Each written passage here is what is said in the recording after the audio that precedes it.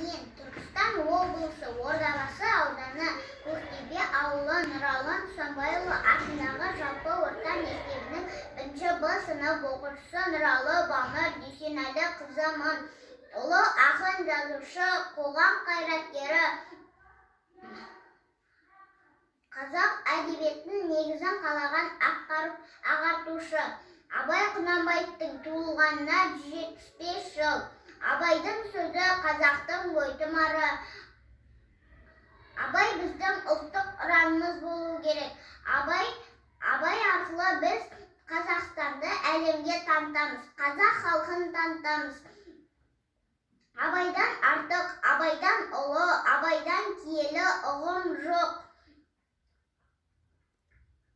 Абай Құнанбаев: ғылым таппай мақтанба, ғылым таппай мақтанба, орын таппай баптанба, құмарланып шаттанба, ойнап босқа күлуге. 5 нәрседен қашық бол, 5 нәрсеге асық бол.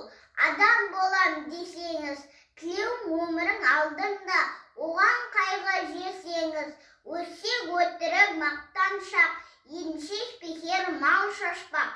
5 дұшпаныңыз білсеңіз, талап еңбек терең ой, қанағат рахым ойлап қой.